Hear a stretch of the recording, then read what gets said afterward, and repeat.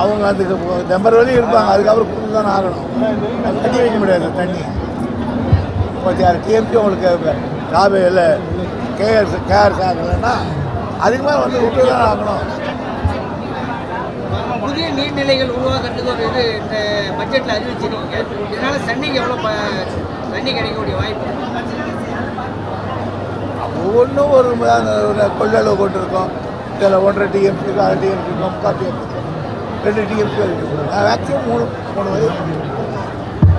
Madurai granite கல்குவாரி முறைகேடு சம்பந்தமாக ஒரு அறிக்கை தாக்கல் பண்ணிக்கிறாங்க சார். அது முறைகேடு நடந்திருக்குன்றது தெரிய வந்திருக்கா? நடவடிக்கை எவ்வளோ முறைகேடு நடந்திருக்குன்னு தெரிய வந்திருக்கா? நடவடிக்கைக்கு வாய்ப்பு இருக்கா சார்? மதுரை கிரைனைட் குவாரி இப்போ தான் கொடுத்துருக்காங்க.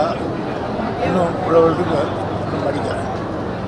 அந்த ஏரிகள் குளங்களில் மண் எடுக்கிறதுக்கு அனுமதி கொடுத்துருங்க. இதனால் எவ்வளோ பண்பாட்டு தொழிலாளர்கள் விவசாயிகள் பயனடைவாங்க எதிர்பார்க்குறீங்க? அது அவங்க எடுக்கிறவங்க எவ்வளவோ அவ்வளோ அடைவார்கள். இதனால் வந்து நீர் கொள்ளளவு உயரக்கூடிய வாய்ப்பு இருக்கா?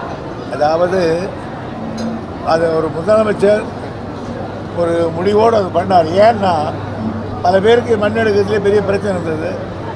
ஆனால் எடுக்கிறதுக்கு விவசாயிகளுக்கும் மண்பாண்ட தொழிலாளரும் கொடுத்துருக்கோம். எடுக்கிறது ஒழுங்காக எடுக்கணும். அப்போ தான் நீர்வளம் இருக்கும். நேராக வந்து அவன் இறங்கி மதக ஓரமோ கரை ஓரமோ எடுத்துகிட்டு போயிட்டான்னா டேமேஜ் தான் ஆகும். ஆகையினால் அதை முறைப்படுத்தி அதிகாரிகள் அந்த இங்கெல்லாம் எடுக்கக்கூடாது, இங்கே எடுக்கணும்னா கரெக்டாக தண்ணி. அதே சமயம் ஒரு சில நாள் இந்த அனுமதி கொடுக்குற அளவை தாண்டி ஒரு சிலர் கிராவல் எடுத்துறாங்கன்ற ஒரு குற்றச்சாட்டு.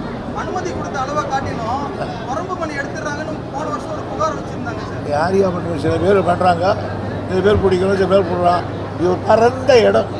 இப்போ கன்னியாகுமரி திருநெல்வேலி பக்கம் என்ன பண்ணுறான்னு நமக்கு தெரியாது. யாரும் உங்களை போல ஒரு ஆள் சொன்னால் அவங்க அப்படியே அவனை பிடிக்க முடியும். அவ்வளோதான்.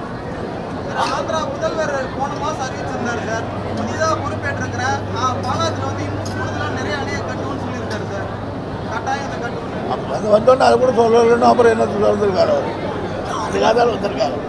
வேலூர் மாவட்டத்தில் ஏற்கனவே போக்குவரத்து நெரிசல் அதிகமாக இருக்கு.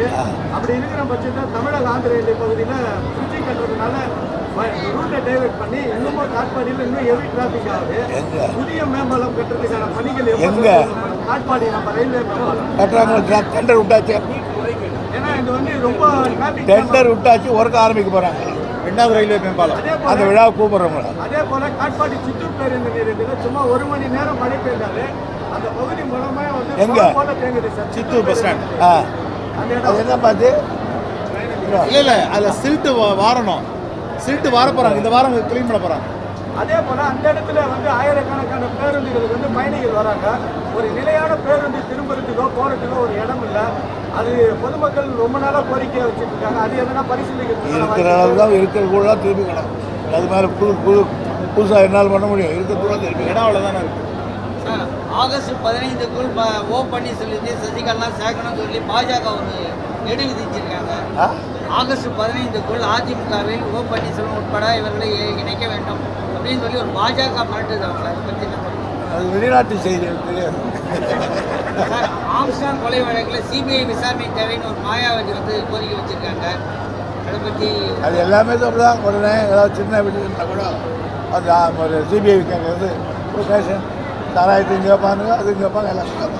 ஏன்னா கடந்த ஒரு மாசத்துலேயே அதிகமான கொலைகள் தமிழகத்தில் நடந்திருக்கு. சட்டம் ஒழுங்குன்னு சொல்லிட்டு எதிர்கட்சிகள் ஒரு மாதத்தில் எல்லா மாதத்துலையும் நடந்திருக்கு. எல்லா நாட்டும் எல்லா ஆட்சியும் நடந்திருக்கு. கொலை நடக்கிறதுன்றது யாரும் பிளான் போடுறது. அதாவது இண்டிவிஜுவலில் ஏற்படுற அந்த இதாக போட்டாங்க. ஆன்லைன் சூதாட்டம் வந்து தடை செய்யப்பட அரசு முயற்சி மேற்கொள்ளுது. ஆனால் தொடர்ந்து தற்கொலைகள் நடக்குது. இப்போ நம்ம அரசு அதை தடுக்கிறது. சட்டம் போட்டு சட்டம் போட்டு தான் இருக்குது. திட்டம் போட்டு திருட்ட கூட மாநாடு ஏன் கேட்டோம்னா அப்படிதான் உள்ளூரில் வந்து நம்ம கட்டி முடிச்ச அப்புறமா தான் சார் போயிட்டு ஆய்வு பண்ணோம், தடுத்து முயற்சி பண்ணோம். அப்போ நம்ம வந்து எதிர்கட்சி இப்போ ஆளுங்கட்சியாக இருக்கிறோம். முன்கூட்டியே நம்ம நடவடிக்கை எடுக்கலாம். கரெக்டாக ஸ்டார்ட் பண்ணால் தடுத்துடலாம். எல்லாம் கொண்டு ஒன்று ஆரம்பிக்கிறேன். உங்களை விட நாங்கள் ரொம்ப டீப்பாக பார்த்துருக்கோம். அப்படி ஒன்றும் இல்லை. செய்திகளை மட்டும் நீங்கள் பண்ணுறீங்க, செயல்பாடு உண்டான்னு நான் பார்த்துருக்கேன்.